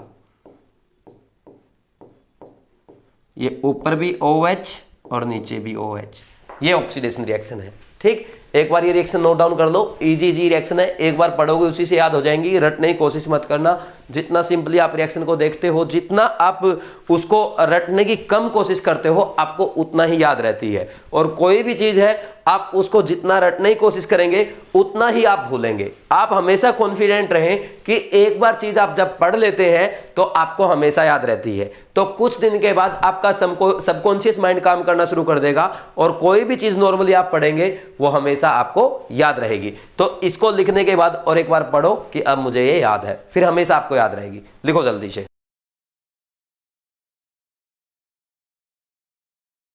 अब नेक्स्ट लिखो reaction due to benzene ring. Second heading डाल लो reaction due to benzene ring. Reaction due to benzene ring, ठीक। कैसी रिएक्शन देगी यहां पे? फिनोल ESR रिएक्शन देगी। देखो भाई फिनोल में क्या होता है? फिनोल में आपका OH ग्रुप प्रेजेंट है, ठीक, जो प्लस M ग्रुप है। और इस प्लस M ग्रुप होने के कारण ऑर्थो और पैरा पोजिशन पे बेंजीन की इलेक्ट्रॉन डेंसिटी बढ़ जाएगी, ठीक। तो ये प्लस M ग्रुप ने क्या किया? ऑर्थो पैरा पोजिशन पे इलेक्ट्रॉन डेंसिटी बढ़ा दी, इसलिए हम क्या बोलेंगे? It is ortho para director. इसमें कोई डाउट नहीं है, पहले ही हम GOC2 में पढ़ चुके हैं। एक बार और आपको रिवीजन करवा देता हूं। देखो सबसे पहली रिएक्शन कौन सी आती है? हैलोजिनेशन। इसमें पहली रिएक्शन कौन सी आएगी? हैलोजिनेशन आएगी। ESR रिएक्शन है, आप पढ़ चुके हैं। देखो होता क्या है, यहां पे क्या करेंगे हम? जैसे फिनोल आपने ले लिया, फिनोल की रिएक्शन करवाई किसके साथ? Br2 के साथ करवा सकते हैं। Br2 in presence of CCl4 लिख के दे दे, और यहां पे Br2 in presence of CS2 लिख के दे दे, और कभी कभी यहां पे Br2 in presence of chloroform भी लिख के दे देता है। तो क्या बनेगा? ऑर्थो और पैरा प्रोडक्ट बनते हैं। ऑर्थो ब्रोमोफिनोल ठीक, और क्या बनेगा, पैरा ब्रोमोफिनोल बनता है। समझ आ रही कि नहीं आ रही बात, ठीक। और यहीं पर अगर आपकी रिएक्शन किसके साथ करवा दी जाए, Br2 वाटर के साथ करवा दी जाए, Br2 वाटर लिख के देते ऐसे, या आपको लिख के देते Br2H2O, एक ही बात है, कुछ भी लिख के दे सकता है। तो इसमें क्या होगा, यहां पे आपका 2,4,6 ट्राइब्रोमोफिनोल बनता है। दिस इज 2,4,6 ट्राइब्रोमोफिनोल, ठीक। और इसका कलर कैसा होता है, ये व्हाइट पीपीटी है और हम पहले ही पढ़ चुके हैं, this is test of phenol. 2,4,6 tribromo, नीचे लिख देते हैं 2,4,6 ट्राइब्रोमोफिनोल, ठीक, 2,4,6 ट्राइब्रोमोफिनोल, ठीक है भाई। कैसी पीपीटी देता है, व्हाइट पीपीटी देता है। कोई डाउट है क्या, समझ आ रही बात। और ये ध्यान रखना, यहां पे किसकी प्रेजेंस में देता है, in presence of polar protic solvent. यहां पे क्या है, ये यहां पे आपने क्या लिया है, ये क्या है आपका, बोलो भाई, ये नॉन पोलर सोलवेंट है, नॉन पोलर है। और यहां पे क्या लिया नीचे आपने, पोलर प्रोटिक सोलवेंट लिया है। तो पोलर प्रोटिक सोलवेंट के केस में क्या हो जाता है, phenol is converted into phenoxide ion, और फिनोक्साइड आयन में कन्वर्ट होने की वजह से उसकी प्लस एम पावर बहुत ज्यादा बढ़ जाती है। इसलिए ऑर्थो और पैरा पोजीशन पे इलेक्ट्रॉन डेंसिटी बहुत ज्यादा बढ़ने के कारण दोनों ऑर्थो और पैरा पोजीशन पे क्या हो जाता है, आपका ब्रोमीन आकर के अटैच हो जाएगा। और प्रोडक्ट क्या बनेगा, और प्रोडक्ट क्या बनता है आपका, 2,4,6 ट्राइब्रोमोफिनोल। क्या है ये, व्हाइट पीपीटी है, इसको हम क्या बोलते हैं, टेस्ट ऑफ फिनोल भी बोलते हैं। ये पहले ही मैं आपको पढ़ा चुका हूं, लिखना चाहो लिख लो। In presence of polar protic solvent, phenol is converted to phenoxide ion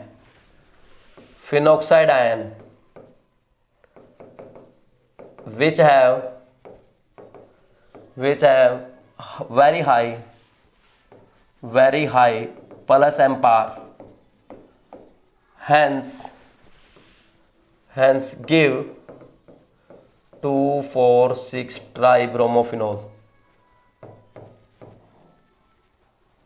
ठीक है, व्हाइट पीपीटी बनती है इसकी, कोई डाउट नहीं है। ये टेस्ट ऑफ फिनोल भी है, समझ आई बात। अब देखो एक्चुअली मैं बता देता हूं आपको हुआ क्या है। यहां पे ये आपका फिनोल है, ठीक। Phenol is more acidic then water, तो वाटर की प्रेजेंस में क्या होगा, यहाँ पे ये वाटर को अपना H+ दे देता है, और वाटर को H+ देने के कारण यहाँ पे एनायन बन जाता है, और यहाँ पे ये H3O+ आयन बन जाएगा, ठीक। तो इसकी प्लस एम पावर बहुत ज्यादा हो जाती है, इसलिए ऑर्थो और पैरा पोजीशन पे इलेक्ट्रॉन डेंसिटी बहुत ज्यादा बढ़ जाती है, और इसलिए ब्रोमीन क्या है, तीनों पोजीशन पर आकर के लग जाएगा। और अगर यहीं पे बात की जाए आपके एनिलीन की, तो एनिलीन की बात मैंने पहले ही आपको बताई थी कि एनिलीन में NH2 क्या है, स्ट्रॉन्ग प्लस एम है, स्ट्रॉन्ग प्लस एम ग्रुप है। तो इसमें आप Br2 को किसी में ले लें, CCl4 में ले लें, CH2 में ले लें, या Br2 को किस में ले लें, या आप वाटर में ले लें, तो प्रोडक्ट आपका हमेशा एक ही बनेगा। स्ट्रॉन्ग प्लस एम होने के कारण ट्राइब्रोमो एनिलीन बनता है, 2,4,6 ट्राइब्रोमो एनिलीन। समझ आया, ये मैंने आपको अच्छे से पढ़ाया था, ओनली रिमाइंड करवाया है, ठीक। तो ये हैलोजिनेशन रिएक्शन थी, बहुत इंपॉर्टेंट है, इंपॉर्टेंट रिएक्शन थी, इसलिए पूरी रिवाइज करा दी, दोबारा से लिखवा दी। तो जल्दी से नोट डाउन कर लो, फिर आगे बढ़ते हैं।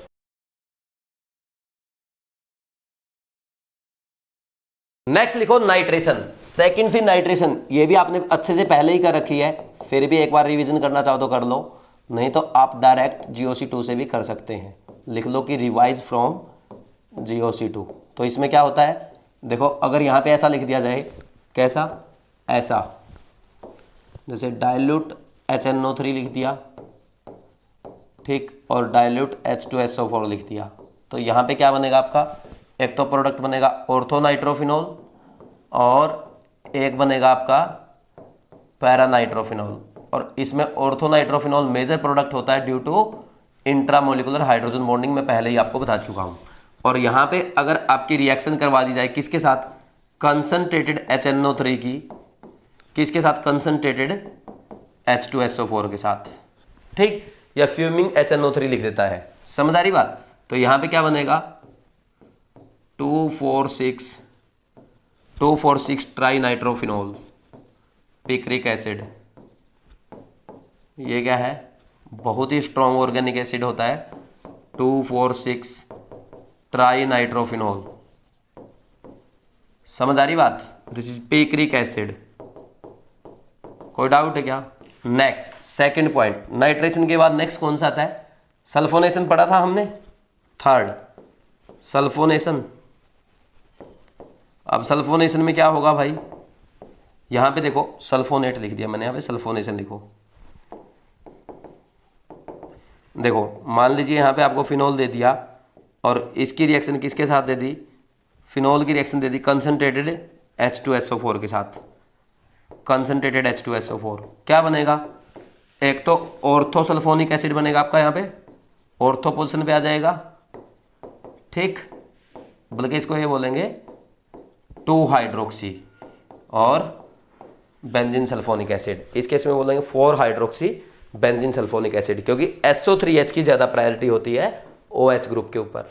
ठीक है, समझ आई बात। अब नेक्स्ट देखो, इसके बाद नेक्स्ट कौन सी रिएक्शन आती है, यहां पे फ्रीडल क्राफ्ट रिएक्शन आएगी। Friedel craft reaction. इसमें हम लोग क्या करते हैं, ये आपका फिनोल है, तो एक तो आती है फ्रीडल क्राफ्ट एसाइलेशन और एक आती है एल्काइलेशन। ये एल्काइलेशन है आपकी, यहां पे CH3+ किसका काम करेगा, इलेक्ट्रोफाइल का काम करेगा। तो ऑर्थो और पैरा दोनों प्रोडक्ट बनते हैं, ये कर चुके हैं आप। ये भी इलेक्ट्रोफिलिक सब्स्टिट्यूशन रिएक्शन है। और अगर मान लीजिए यहां पे आपको क्या दे दिया जाए, इसकी बजाय यहां पे आपको ये दे दिया CH3COCl in presence of AlCl3, या ये भी दे देता है AC2OH+ भी देख के देता है और AlCl3 भी कई बार लिख देता है।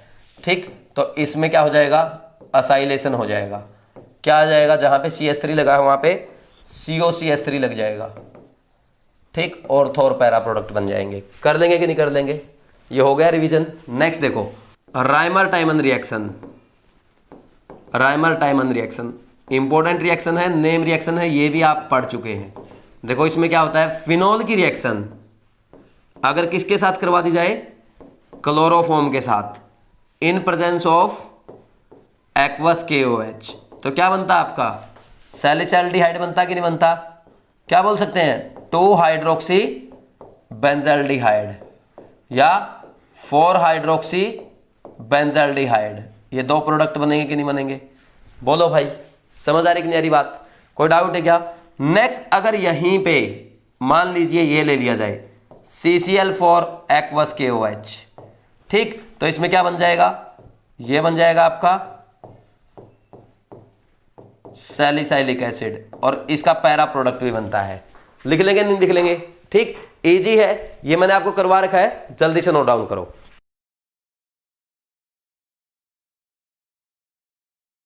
नेक्स्ट लिखो Kolbe's reaction, very important reaction, NCERT में दी गई है। कोलबेज रिएक्शन, इस पर लिख लेना कि ये एनसीईआरटी में दी गई है। ठीक, इंपॉर्टेंट रिएक्शन है, एग्जाम में पूछी जा सकती है। ठीक, देखो होता क्या है, इस रिएक्शन में सबसे पहले फिनोल की रिएक्शन हम किसके साथ करवाते हैं, NaOH के साथ। क्या बनेगा, फिनोक्साइड आयन बनेगा। ठीक, अब ये फिनोक्साइड आयन बन गया, फिर इसकी रिएक्शन किसके साथ करवाएंगे, फर्दर CO2 के साथ, और फिर बाद में इसमें थोड़ा सा एसिड डाल देते हैं। ठीक, अब देखो क्या बनेगा, यहां पे पहले तो यहां पे COO- बन जाएगा। ठीक, यहां पे O- है, फिर एसिड जब डालेंगे तो ये आपका सैलिसाइलिक एसिड बन जाएगा। ठीक, अब देखो यहां पे डायरेक्ट आपने इसकी रिएक्शन फिनोल की रिएक्शन CO2 के साथ क्यों नहीं कराई? देखो इसका रीजन ये है क्योंकि CO2 वीक इलेक्ट्रोफाइल है, रिएक्शन इनिशिएट नहीं होगी। इसलिए हम क्या करते हैं, पहले NaOH के साथ रिएक्शन कराएंगे फिनोल की, तो फिनोक्साइड आयन बन जाएगा। फिनोक्साइड आयन बनने के बाद इस नेगेटिव चार्ज का प्लस एम बहुत ज्यादा है, प्लस एम बहुत ज्यादा होने के कारण ऑर्थो और पैरा पे क्या होगा, इलेक्ट्रॉन डेंसिटी बहुत ज्यादा होगी, इसलिए जाकर के जल्दी से वीक इलेक्ट्रोफाइल पे अटैक कर देगा और आपकी रिएक्शन स्टार्ट हो जाएगी, जल्दी से ये अच्छे से रिएक्शन हो जाएगी। ये एनसीईआरटी में लैंग्वेज में लिखा हुआ है, जो मैंने अभी आपको समझाया, आपको पता होना चाहिए। बात समझ में आ रही है? डायरेक्ट आपके एग्जाम में रिएक्शन पूछी जा सकती है। कैसे देगा एग्जामिनर? बोल देगा ये फिनोल दे दिया, फर्स्ट लिख के दे देगा NaOH और सेकंड लिख देगा CO2H+, तो बता देंगे आप सैलिसाइलिक एसिड बनेगा। ठीक, नेक्स्ट कोल्बे रिएक्शन के बाद कौन सा आता है? हाइड्रोजनेशन। हाइड्रोजनेशन, हाइड्रोजनेशन कैसे करते हैं भाई? देखो यहां पे ये फिनोल दे दिया मुझे, फिनोल की रिएक्शन मान लीजिए किसके साथ करवाई जाए? H2 निकिल के साथ। हाइड्रोजनेशन तो यही होगा, क्या बनेगा? साइक्लोहेक्सेनॉल बन जाएगा। फिर साइक्लोहेक्सेनॉल को एसिड की प्रेजेंस में हीट कर दो। देखो हाइड्रोजनेशन तो हो गया, आगे ऐसे ही बता रहा हूं, मान लीजिए एग्जामिनर आपसे लाइन से ऐसे रिएक्शन पूछ ले तो क्या बन जाएगा? यहां पे क्या होगा? एलिमिनेशन रिएक्शन होगी, एल्कीन बन जाएगा। फिर मान लीजिए बोलते कि ओजोनोलिसिस कर दिया, ऐसे ओजोनोलिसिस लिख के दे दे, तो क्या करोगे? इसको तोड़ दोगे। ठीक, क्या बनेगा भाई? बोलो। यहां पे CHO और ये भी CHO। ठीक, फिर फर्दर इस पे क्या करा सकता है? इंट्रामोलिकुलर एल्डोल कंडेंसेशन करवा सकता है, वो नेक्स्ट चैप्टर में मैं आपको समझाऊंगा। ठीक, नेक्स्ट देखो इसके बाद और क्या करवा सकता है? फ्राइज रीअरेंजमेंट आता है, एक रीअरेंजमेंट। इसमें देखो क्या होता है, यहां पे जैसे फिनोल है, इसकी रिएक्शन किसके साथ करवाई आपने? CH3COCl के साथ, ये लिख दो ऐसे, एसिड हैलाइड के साथ। ठीक, तो यहां से H+ ये HCl जाएगा। ठीक, क्या बनेगा? ये बन जाएगा आपका ये। ठीक, और अब देखो मान लीजिए आप AlCl3 ले आए, तो AlCl3 जैसे ही आप लाएंगे तो ये तो आइसोमेराइजेशन कराएगा। तो आइसोमेराइजेशन कैसे करवाता है इसका? यहां पे ये H+ यहां चला जाएगा और ये यहां आ सकता है, और ये ऑर्थो पोजीशन पे भी आ सकता है। तो ऑर्थो और पैरा दोनों आइसोमर बन जाएंगे इसमें। ये फिनोल यहां पे आ सकता है और ये पैरा आइसोमर भी बना सकता है। बात समझ में आई कि नहीं आई? इजी रिएक्शन है कि नहीं है? कर लेंगे तो जल्दी से इसको लिख लो, फिर हम आगे बढ़ते हैं। नोट डाउन करो तीनों रिएक्शन को।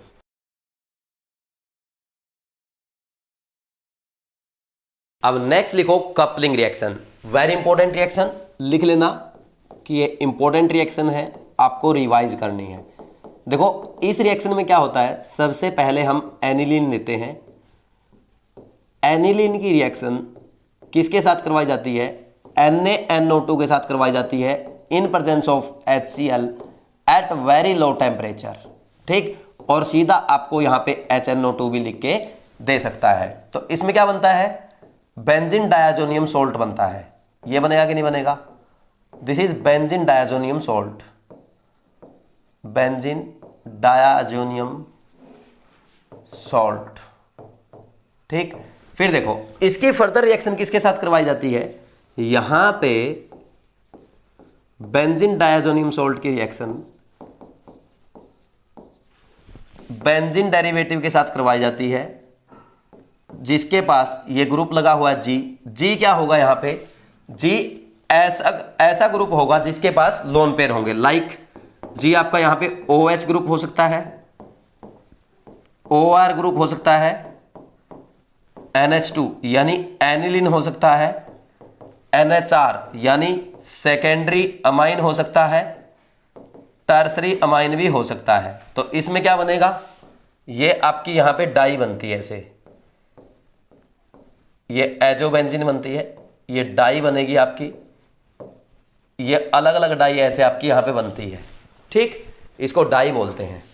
जैसे मान लीजिए यहां पे अगर हम बेंजीन डायजोनियम सोल्ट की रिएक्शन अगर फिनोल के साथ करवाएं तो आपकी ऑरेंज डाई बनेगी। समझ आ रही बात? ये एग्जांपल लिख लो, इंपॉर्टेंट है। कैसी डाई बनती है? यहां पे ये करवाई आपने किसके साथ? फिनोल के साथ। तो क्या बनेगा? यहां पे ये आपकी ऑरेंज डाई बनती है। समझ आ रही बात? ये ध्यान रखना है, फिनोल वाला रिएक्शन ऑरेंज डाई लिख लो, इसको इंपॉर्टेंट रिएक्शन है, जल्दी लिखो। ठीक है, एक और इंपॉर्टेंट है इसमें, ये भी लिख लो। मान लीजिए अगर यहां पे आप बेंजीन डायजोनियम सोल्ट की रिएक्शन किसके साथ करवाते?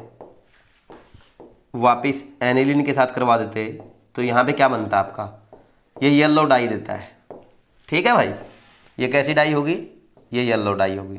तो ये दो ही एग्जाम्पल इंपॉर्टेंट है, दोनों मैंने आपको लिखवा दिए, दोनों आपको याद करने हैं। ठीक, लिख लेंगे, लिखो येलो डाई, लिखो इनको जल्दी से।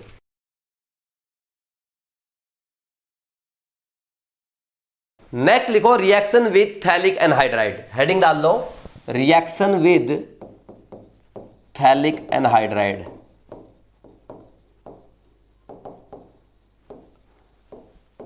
पहले हम थैलिक एनहाइड्राइड बना लेते हैं। जैसे मान लीजिए ये आपको थैलिक एसिड दे दिया, थैलिक एसिड है, ये थैलिक एसिड है। ठीक, अब मान लीजिए हम इसको सिंपल हीट कर दें, क्या होगा सोचो आप। पहले मैं पढ़ा चुका हूं, पहले मैंने आपको बहुत अच्छी तरह पढ़ाया हुआ है। देखो, अगर कोई ऐसा कंपाउंड है जिसके पास 2 COH ग्रुप है और उसको हीट करते हैं, तो उन 2 COH ग्रुप के बीच में अगर 2 कार्बन का डिफरेंस हो तो हीट करने पे वो क्या देता है, वाटर उसका निकल जाएगा, और वाटर निकलने के बाद क्या बनेगा, एनहाइड्राइड बन जाएगा। और जो एनहाइड्राइड बनेगा that is called phthalic anhydride. सिखाया मैंने आपको अच्छे से, this is phthalic anhydride, phthalic anhydride. समझ आया भाई। अब देखो थैलिक एनहाइड्राइड की रिएक्शन करवानी है अपने को फर्दर। थैलिक एनहाइड्राइड लिया, ये थैलिक एनहाइड्राइड है। ठीक, इसकी रिएक्शन किसके साथ कराऊंगा, फिनोल के साथ करवाऊंगा इन प्रेजेंस ऑफ कंसंट्रेटेड H2SO4। तो कंसंट्रेटेड H2SO4 क्या है, डिहाइड्रेटिंग एजेंट है। तो ये क्या करेगा, ऐसे यहां पे देखो रिएक्शन कैसे होगी, ये रिएक्शन आपकी ये होगी, ये फिनोल है। ठीक, ये फिनोल है आपका, समझ आ रही बात। तो यहां पे क्या होगा, यहां से वाटर रिमूव हो जाएगा ऐसे, समझ आ रही बात। तो ये वाटर रिमूव होगा तो डिहाइड्रेशन हो जाएगा, और क्या बन जाएगा ये थैलिक एनहाइड्राइड से। सोचो भाई क्या बन रहा है, ये जो कंपाउंड बनेगा इसका क्या नेम है, ये सबको पता होना चाहिए क्योंकि हम ये फिजिकल केमिस्ट्री में भी पढ़ते हैं। This is phenolphthalein, phenolphthalein. ये इंडिकेटर है, इंडिकेटर है ना। ठीक, इसकी पीएच रेंज क्या होती है, 8.2 से 10 तक। ठीक, ये पढ़ाऊंगा मैं आपको, कहां पढ़ते हैं, ये हम आयोनिक इक्विलिब्रियम में पढ़ते हैं। देखो नेक्स्ट, देखो यहां पे अगर बात की जाए एसिडिक मीडियम में, तो एसिडिक मीडियम में कैसा कलर देता है, this is colourless. In acidic medium it is colourless. ठीक, कैसा कलर देगा भाई, कलरलेस। और बात की जाए अगर बेसिक मीडियम की, तो बेसिक मीडियम में कैसा कलर देता है, पिंक कलर देता है। ध्यान रखना है, ये वैसे भी आप आयोनिक इक्विलिब्रियम में पढ़ते हो, ज़्यादा रटने की जरूरत नहीं है ना, फिजिकल केमिस्ट्री में भी याद करते हो। नेक्स्ट है रिएक्शन विद एसीटोन। तो एसीटोन की भी आपकी कुछ ऐसी ही रिएक्शन होती है। क्या करते हैं, फिनोल की रिएक्शन किसके साथ करवाई जाती है, एसीटोन के साथ। किसके साथ, किसकी प्रेजेंस में, कंसंट्रेटेड H2SO4 के प्रेजेंस में। कंसंट्रेटेड H2SO4 क्या करेगा, डिहाइड्रेशन करेगा, तो वाटर रिमूव होगा यहां से। कैसे रिमूव कर दोगे, ये आपका वाटर ऐसे जाएगा। ठीक, तो यहां पे लिख देना कंसंट्रेटेड H2SO4 की प्रेजेंस में वाटर रिमूव हो गया, तो क्या बन जाएगा, ये आपका सब्सटेंस बन जाएगा।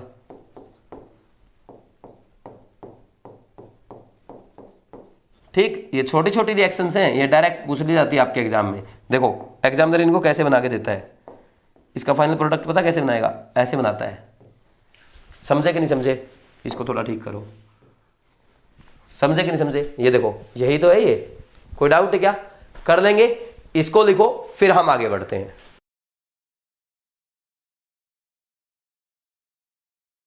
नेक्स्ट लिखो मेनासे लैडर रिएक्शन, इंपॉर्टेंट है, पॉलीमर में भी दी गई है।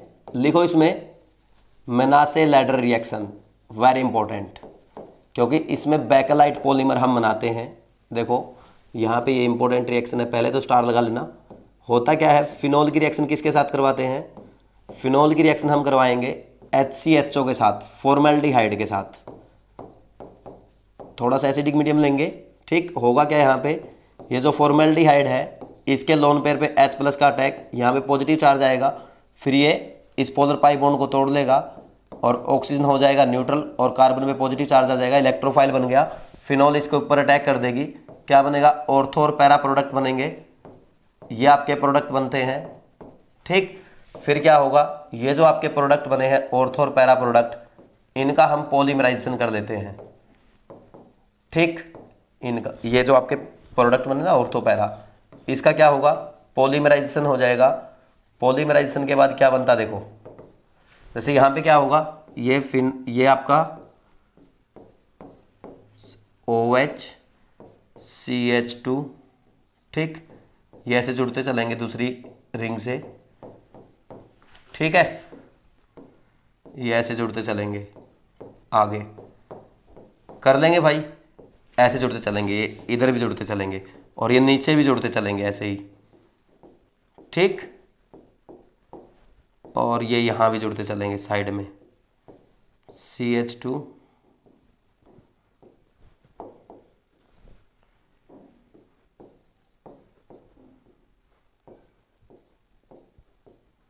ये ऐसे, ठीक है, ये बनाते चलना आपको।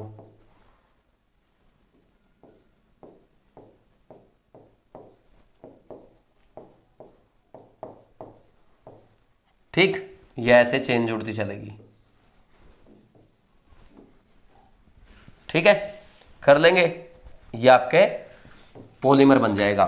फिनोल फॉर्मेल्डिहाइड रेजिन बोलते हैं इसको, फॉर्मेल्डिहाइड रेजिन, ये इसका नेम क्या है, रेजिन बेकेलाइट। बेकेलाइट पॉलीमर है, ये याद रखना आपको, एनसीईआरटी में पॉलीमर में भी दिया हुआ है। कर लेंगे भाई ऐसे, ठीक है, यूनिट जुड़ती चलेंगी ऐसे, समझ आ रहा है, इसको नोट डाउन करो फिर हम आगे बढ़ते हैं।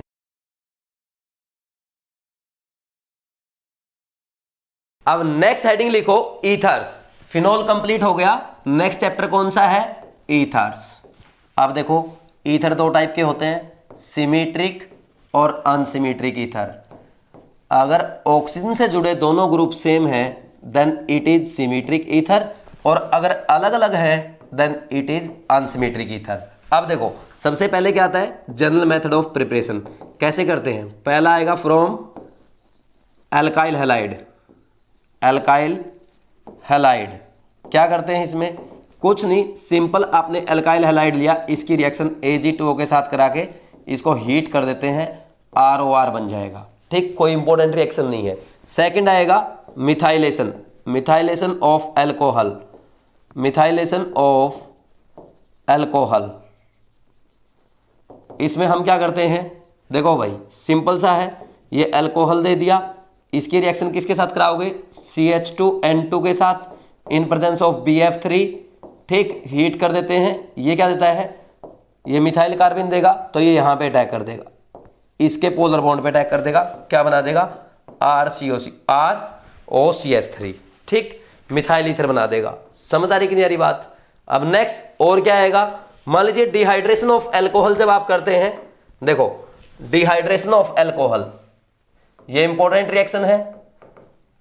डिहाइड्रेशन रिएक्शन में कैसे करते हैं, ये एनसीईआरटी में दी गई है। देखो मान लीजिए आपको इथेनॉल दे दिया जाए, इसकी रिएक्शन कराई गई किसके साथ, कंसंट्रेटेड H2SO4 के साथ, कितने टेम्परेचर पे, 140 डिग्री सेल्सियस पे, या Al2O3 के साथ 250 डिग्री सेल्सियस पे। इसमें क्या बनता है आपका डाई इथाइल ईथर बनता है। ठीक, इसमें क्या बनता है आपका डाई इथाइल ईथर। और अगर टेम्परेचर बढ़ा दिया जाए तो क्या हो जाता है, एलिमिनेशन रिएक्शन हो जाएगी। Concentrated H2SO4 eight 170 degree Celsius, या लिख दे Al2O3 at 350 degree Celsius, elimination reaction से यहां पे आपका एल्कीन बन जाता है। कोई डाउट है क्या, कर लेंगे ऐसे। नेक्स्ट है Williamson ether synthesis, Williamson ether synthesis. इसमें देखो क्या होता है, यहां पे हम क्या करते हैं, RX की रिएक्शन किसके साथ करवाते हैं, सोडियम एल्कोक्साइड के साथ करवाते हैं। और यहां पे जो आपका हैलाइड होता है वो 1 डिग्री या 2 डिग्री होना चाहिए। तो इस केस में क्या बनता है, ईथर बनता है। ठीक, नॉर्मली 1 डिग्री या 2 डिग्री। देखो मिथाइल हैलाइड या 1 डिग्री हैलाइड लिया तो बहुत बढ़िया से ईथर बनता है। 2 डिग्री हैलाइड में अगर स्टेरिक हिंड्रेंस ज्यादा है तो आपका एल्कीन बन जाएगा एलिमिनेशन से। और अगर आपने यहां पे टर्सरी हैलाइड ले लिया तो क्या बन जाएगा, तो श्योर है क्या बनेगा, एल्कीन बनेगा एलिमिनेशन से। बहुत इंपॉर्टेंट रिएक्शन है, रिवाइज फ्रॉम GOC2 लिख लेना क्योंकि बहुत ज्यादा टाइम लग जाएगा इसको समझाने में, जल्दी से इसको नोट डाउन कर लो।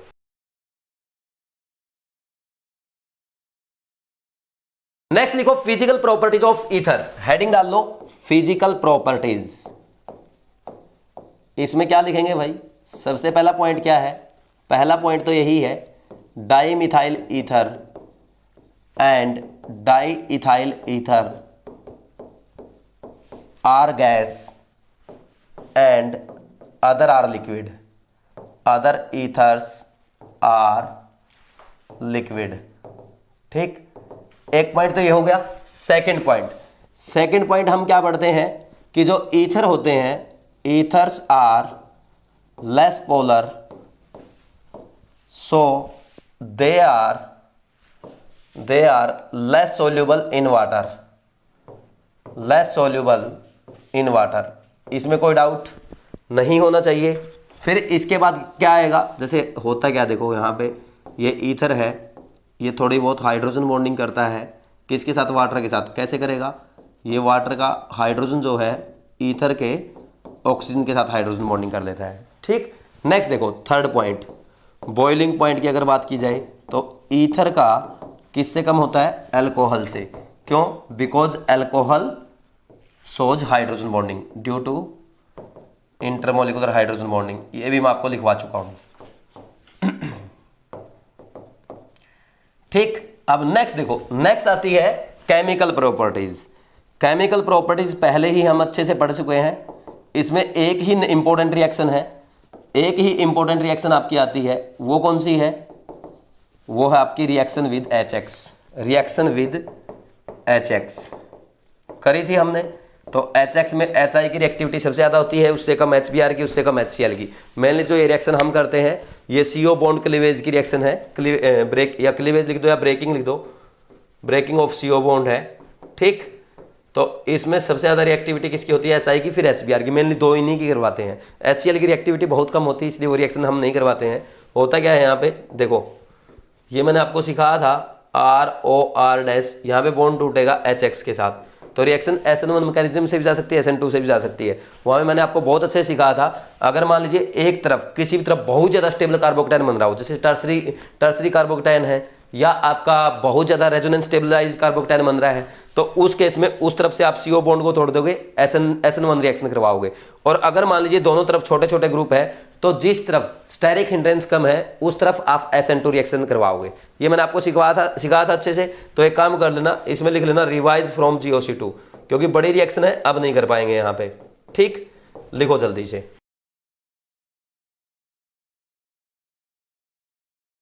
नेक्स्ट देखो आज की लास्ट रिएक्शन, कुछ रिएक्शंस है एनिसोल की जो आपकी NCERT में दी हुई है।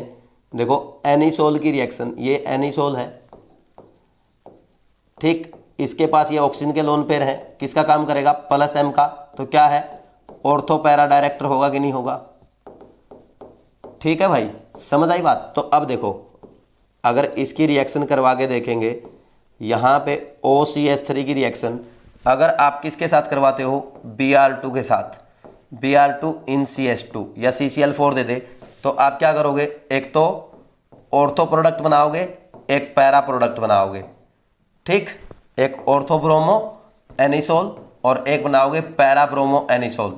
तो इसमें अगर मेजर माइनर की बात की जाए तो पैरा वाला मेजर होगा, क्योंकि ऑर्थो में दो बल्कि ग्रुप है तो उनमें स्टेरिक हिंड्रेंस हो जाएगी। ठीक, और अगर यहीं पे इसकी रिएक्शन OCH3 की रिएक्शन किसके साथ करवाई जाती है, यहां पे लिख के देते H2SO4 HNO3 आपको लिख के दे दे, तो क्या बनेगा, नाइट्रेशन कर देंगे आप यहां पे। ठीक, ये हो गया नाइट्रेशन। ऊपर आपने हेलोजनेशन पढ़ा, अब नाइट्रेशन पढ़ रहे हैं, तो इसमें भी ऑर्थो और पैरा प्रोडक्ट बनेंगे। तो मेजर कौन सा होगा, पैरा होगा, क्योंकि पैरा में कम स्टेरिक हिंड्रेंस है। कर लेंगे कि नहीं कर लेंगे भाई, ऐसे आपको करना होता है। ठीक, नेक्स्ट देखो इसके बाद इसके बाद हम आगे बढ़ते हैं। आगे जब बढ़ेंगे तो क्या करेंगे, देखो यहां पे अगर एनिसोल की रिएक्शन देखो, जैसे है ना OCH3 लगा है, तो जैसी OH यानी फिनोल की रिएक्शन थी वैसे ही ये है। यहां पे लिख के दे दिया CH3Cl और एनहाइड्रस AlCl3 लिख दिया। ठीक, तो आपको याद आ रही है कौन सी रिएक्शन होगी यहां पे, बोलो भाई, फ्रीडल क्राफ्ट रिएक्शन होगी कि नहीं होगी। और इसमें भी मेजर कौन सा बनेगा, पैरा प्रोडक्ट बनेगा। कोई डाउट है क्या, कर लेंगे, पैरा ही मेजर है। ठीक, नेक्स्ट मान लीजिए एनिसोल की रिएक्शन यहां पे किसके साथ करा दी जाए, CH3COCl के साथ करा दी जाए। ठीक, ये लिख के दे दिया और नीचे लिख दिया एनहाइड्रस AlCl3। तो क्या करोगे, ऑर्थो और पैरा दोनों प्रोडक्ट बनेंगे, लेकिन मेजर कौन सा होगा, पैरा प्रोडक्ट होगा due to less steric hindrance. कर लेंगे कि नहीं कर लेंगे। ठीक है भाई, देखो लिख लेंगे, ये बिल्कुल इजी रिएक्शन है, एनसीईआरटी में आपकी लिखी हुई है, इसलिए मैंने आपको नोट्स में भी लिखवा दी। ठीक, ये आंसर आ जाएगा आपका। कोई डाउट है क्या, ये लिख लेना मेजर है और ऑर्थो प्रोडक्ट आपका माइनर है, यहां भी माइनर है और यहां भी माइनर है। ठीक हो गया।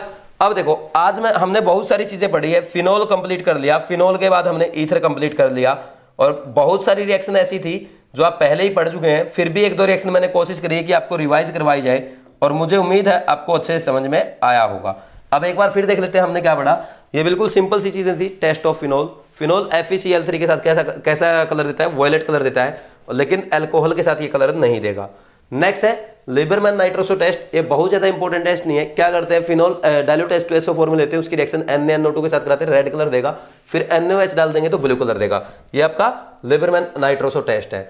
फिर general method of preparation of phenol सीखा है हमने। बहुत सारे मेथड ऐसे थे कि जो आपने पहले ही पढ़ चुके हैं। इन मेथड को अपने आप आपको रिवाइज करना होता है कि बेंजीन से आपको अगर सीधा फिनोल बनाना V2O5 के साथ, क्लोरोबेंजीन से बनाना तो NaOH के साथ बहुत ड्रास्टिक कंडीशन में करवाते हैं। फिर आपको ऑर्थोक्लोरोफिनोल दे रखा है तो रेनिन निकल के साथ Cl हट जाएगा। और आपको ये दे रखा है सैलिसाइलिक एसिड में, इसका क्या कर दोगे, डीकार्बोक्सिलेशन कर दोगे सोडा लाइम के साथ। ये आपको फिनाइल मैग्नीशियम ब्रोमाइड दिया, O2H+ के साथ रिएक्शन करवाओ। फिर एनिलीन से कैसे बनाओगे। ठीक, ये क्या है आपका, ये फिनाइल इथेनोएट है, इसका क्या करोगे, एसिडिक हाइड्रोलाइसिस कर दोगे। ये इतनी इंपॉर्टेंट नहीं है, ये इंपॉर्टेंट रिएक्शन है एनिसोल वाली, कर सकते हैं ना ऐसे हम लोग। ठीक, नेक्स्ट ये आपके था इंडस्ट्रियल प्रिपरेशन ऑफ फिनोल। इसमें एक इंपॉर्टेंट है क्यूमिन, जो कि एनसीईआरटी में दिया हुआ है, अच्छे समझना। क्यूमिन की रिएक्शन O2 के साथ कराते हैं, फॉलोड बाई एसिडिक हाइड्रोलाइसिस। तो क्या बन जाएगा, फिनोल और एसीटोन मेजर प्रोडक्ट बनते हैं, डायरेक्ट पूछा जाता है एग्जाम में। फिर है फिजिकल प्रॉपर्टी। फिजिकल प्रॉपर्टी में क्या है, फिनोल वैसे कलरलेस क्रिस्टलाइन सॉलिड है, जो एयर में ऑक्सीडेशन होने की वजह से पिंक कलर में चेंज हो जाता है। बाकी की बातें याद करने की कोई जरूरत नहीं है। Boiling point 180 degree Celsius no need. तो फिर लिखा phenol is less soluble in water than alcohol, क्योंकि यह क्या है, फिनोल में बड़ा अल्काइल ग्रुप होता है जो वाटर रिपेलेंट ग्रुप है, इसलिए ये थोड़ा सा क्या होगा, वाटर में कम सोल्यूबल है। ये कोरोसिव होता है, पॉइजनस होता है, लेकिन एंटीसेप्टिक और डिसइंफेक्टेंट की तरह यूज किया जाता है। ठीक, केमिकल प्रॉपर्टीज में पहले reaction due to acidic H देखा, ये हमने एसिडिक स्ट्रेंथ के जो क्वेश्चन है वो रिवाइज करने की कोशिश की थी। ठीक, कि पैरा नाइट्रोफिनोल सबसे ज्यादा एसिडिक होता है, फिर ऑर्थो, फिर मेटा, और इनका पीके का उल्टा ऑर्डर हो जाएगा। बॉइलिंग पॉइंट मैंने आपको बताया था, पैरा नाइट्रोफिनोल का ज्यादा होता है due to intermolecular hydrogen bonding, ortho से ज्यादा होगा। लेकिन अगर बात की जाए ऑर्थो का वेपर प्रेशर ज्यादा होगा, क्यों, क्योंकि जिसका बॉइलिंग पॉइंट कम होता है उसके वेपर ज्यादा बनेंगे, वेपर प्रेशर ज्यादा होगा। ये मैंने आपको रिमाइंड करवाया था। और ये जितने ज्यादा -M ग्रुप बढ़ते जाएंगे उतनी ज्यादा एसिडिक स्ट्रेंथ बढ़ती जाएगी। पिक्रिक एसिड जो है बहुत स्ट्रॉन्ग एसिड होता है, आपका एसिटिक एसिड से भी स्ट्रॉन्ग एसिड है। ठीक, ये मैंने आपको एसिडिक स्ट्रेंथ के ऑर्डर लिखवाए थे, बार बार ये तो रिवाइज करवाते जा रहा हूँ, मुझे उम्मीद है कि आपको अच्छे समझ में आ गया होगा। एसिडिक नेचर हमने देखा था कि फिनोल क्या है, मेटल या मेटल हाइड्राइड के साथ रिएक्शन करके क्या देता है, H2 गैस देता है, और फिनोल अल्कली के साथ रिएक्शन करके वाटर देता है। और यहाँ पे मैंने आपको बताया था, लेकिन अल्कोहल आपका अल्कली के साथ रिएक्शन करके वाटर नहीं देगा, क्योंकि कोई भी सब्सटेंस रिएक्शन करके बेस के साथ रिएक्शन करके अपने से ज्यादा एसिडिक सब्सटेंस नहीं देता। और हमें पता है वाटर क्या है, अल्कोहल से ज्यादा एसिडिक होता है। फिर हमने देखा phenol do not react with NaHCO3। ये इसलिए नहीं करता क्योंकि देखो जैसे फिनोल ने इसके साथ रिएक्शन करी, H2CO3 बन गया, कार्बोनिक एसिड बन गया, तो ये क्या है, ये आपका फिनोल से ज्यादा एसिडिक है। और कोई भी एसिडिक सब्सटेंस बेस के साथ रिएक्शन करके अपने से ज्यादा एसिडिक सब्सटेंस नहीं देता है। फिर हमने यहाँ पढ़ा ये टेस्ट जो हमने किए थे उनके बारे में लिख लिया, और ये बात भी मैंने आपको लिखवा दी कि पिक्रिक एसिड एसिटिक एसिड से ज़्यादा स्ट्रॉन्ग एसिड होता है, और पिक्रिक एसिड या कोई भी कार्बोक्सिलिक एसिड क्या करेगा, सोडियम बाइकार्बोनेट के साथ रिएक्शन करेगा और एफर्वेसेंस ऑफ CO2 देते हैं। H2CO3 एक्चुअली में क्या है, H2O प्लस CO2 का मिक्सर होता है। ठीक, फिर इसके बाद हमने ये रिएक्शन देखी जो पहले पीछे आप देख चुके हैं, जस्ट रिवाइज करवाया था। फिर इसके बाद नेक्स्ट आ गया रिएक्शन विद जिंक डस्ट। इसमें भी पता आपको फिनोल से क्या कर देगा, ऑक्सीजन को हटा देगा। कोई भी आपको फिनोल का कोई भी आपको फिनोल है, फिनोल के साथ आपने CHO लगा दिया, COOH लगा दिया, क्लोरीन लगा दो, कुछ भी लगा दो, उसकी जेडन डस्ट के साथ रिएक्शन कराओगे तो फिनोल का ऑक्सीजन हटा देगा। ठीक, PCl5 के साथ रिएक्शन कराओगे क्लोरोबेंजीन बना देगा, POCl3 के साथ ये फालतू रिएक्शन कोई जरूरत नहीं है। फिर ये रिएक्शन इंपॉर्टेंट है, ये आपको ध्यान रखनी है कि हम फिनोल से आपका एनिलीन कैसे बनाते हैं। ऑक्सीडेशन ऑफ फिनोल हमने पहले भी देखा था और 2 बार यहाँ पे देख लिया। ये एल्प परसल्फेट रिएक्शन है, बस एक बार पढ़ लेना, बहुत ज़्यादा इंपॉर्टेंट नहीं है, फिर भी एक बार रीडिंग आपको लेना है। फिर इसके बाद हमने नेक्स्ट क्या देखा 10th नंबर पे reaction due to benzene ring. ये आपका क्या है, OH प्लस M ग्रुप है, ऑर्थो पैरा डायरेक्टर है। ये सारी रिएक्शंस हम पहले ही देख चुके हैं, मैंने आपको बता Br2 की रिएक्शन नॉन पोलर सॉल्वेंट में कराओगे तो ऑर्थो पैरा प्रोडक्ट बनेंगे, लेकिन वाटर की प्रेजेंस में क्या देगा, ये 2,4,6 ट्राइब्रोमोफिनोल देगा जो व्हाइट PPT देता है। इसको हम टेस्ट ऑफ फिनोल भी कहते हैं। ठीक, ऐसा क्यों हुआ, क्योंकि ये वाटर की प्रेजेंस में क्या है, फिनोक्साइड आयन में कन्वर्ट हो जाता है, जिसका प्लस M बहुत ही स्ट्रॉन्ग है। तो प्लस M स्ट्रॉन्ग होने के कारण ऑर्थो पैरा बहुत ज्यादा इलेक्ट्रॉन डेंसिटी बढ़ जाती है, जिसके कारण क्या देता है, ट्राइब्रोमो प्रोडक्ट देता है। और एनिलीन क्या नॉन पोलर में भी और पोलर प्रोटिक सॉल्वेंट में दोनों के इसमें ही आपका ट्राइब्रोमो प्रोडक्ट देगा, क्योंकि NH2 का ऑलरेडी बहुत स्ट्रॉन्ग प्लस M होता है। ठीक, फिर ये नाइट्रेशन सल्फोनेशन और Friedel craft reaction, Rymer टाइमन reaction, ये मैंने आपको रिमाइंड करवाई थी। फिर नेक्स्ट उसके बाद 12th है कोल्बे रिएक्शन। ये इंपॉर्टेंट है, पहले NaOH की रिएक्शन कराएंगे फिनोल के साथ, क्या बनेगा, फिनोक्साइड आयन। फिर फिनोक्साइड आयन का अटैक किस पे करवाते हैं, CO2 पे। फिर एसिडिक थोड़ा सा एसिड उसमें डाल देंगे, जिससे क्या मिलता है, सैलिसाइलिक एसिड। हाइड्रोजनेशन है, फ्राइज रीअरेंजमेंट बहुत ज्यादा इंपॉर्टेंट नहीं है, दोनों को छोड़ सकते हो। नेक्स्ट हम आगे बढ़ते हैं 13th reaction, coupling reaction important reaction है। एनिलीन की रिएक्शन किसके साथ कराते हैं, HNO2 के साथ बेंजीन डायजोनियम सॉल्ट बनता है, जिसकी रिएक्शन फिर क्या कराई जाती है, ऐसे कंपाउंड के साथ कराई जाती है जिसके पास जिसमें बेंजीन रिंग के क्या लगाओ हो, लोन पेयर कंटेनिंग सब्सटेंस लगाओ तो डाई बनती है। तो ये डाई अगर आप यहाँ पे फिनोल के साथ कराओगे ऑरेंज डाई बनेगी, और एनिलीन के साथ कराओगे तो येलो डाई बनेगी। नेक्स्ट इसके बाद हमने क्या पढ़ा, रिएक्शन विद थैलिक एनहाइड्राइड। तो थैलिक एनहाइड्राइड के साथ ये क्या करा दिया हमने, इसका कंसंट्रेटेड H2SO4 के प्रेजेंस में जब रिएक्शन करवाएंगे किसकी, फिनोल की, तो क्या होगा, डिहाइड्रेशन होगा, फिनोप्थलीन बनता है। और एसीटोन के साथ ये इंपॉर्टेंट रिएक्शन नहीं है। नेक्स्ट आगे बढ़ जाएंगे, मेनासिल हाइड्राइड रिएक्शन, ये इंपॉर्टेंट रिएक्शन है क्योंकि यहाँ पे बेकेलाइट पॉलीमर आपका बन रहा है। क्या करते हैं, फिनोल की रिएक्शन फॉर्मेल्डिहाइड के साथ कराते हैं इन एसिडिक मीडियम, तो ये ऑर्थो पैरा प्रोडक्ट बनेंगे जो पॉलीमराइजेशन करके क्या बनाते हैं, बेकेलाइट बनाते हैं। फिर इसके बाद नेक्स्ट हम आ गए थे ईथर पे। ईथर के यहाँ पे कोई भी इंपॉर्टेंट रिएक्शन नहीं है। सबसे ज्यादा इंपॉर्टेंट रिएक्शन एक तो ये है क्योंकि ये NCERT में दी हुई है, और दूसरी है विलियमसन ईथर सिंथेसिस, ये GOC2 में हम अच्छे से पढ़ चुके हैं। नेक्स्ट है फिजिकल प्रॉपर्टीज, कोई ज्यादा इंपॉर्टेंट नहीं है। फिर इसके बाद आगे बढ़ जाओ, ये रिएक्शन आपकी NCERT में दी हुई है, ये वैसी ही रिएक्शन है जैसी फिनोल देता है। ये मैं पहले भी आपको अच्छे से पढ़ा चुका हूँ, कुछ नहीं प्लस M का काम करेगा, यहाँ पे OCH3 क्या प्लस M का काम करेगा, और ESR रिएक्शन देगा, ऑर्थो पैरा प्रोडक्ट बनेंगे। ये था आपका complete chapter, alcohol phenol ether complete हो गया। रिएक्शंस की अगर बात की जाए, ऑर्गेनिक में 2 ही चैप्टर बचे हैं, एक तो एल्डिहाइड कीटोन एंड एसिड्स, और एक बचा है नाइट्रोजन कंटेनिंग कंपाउंड। तो ये चैप्टर आपको अच्छे से कंप्लीट कर लेना है, और इसके बाद आपको एक काम करना है कि इसकी NCERT जो बची हुई है वो पूरी कंप्लीट करनी है और इस पे क्वेश्चन प्रैक्टिस करनी है। Thank you.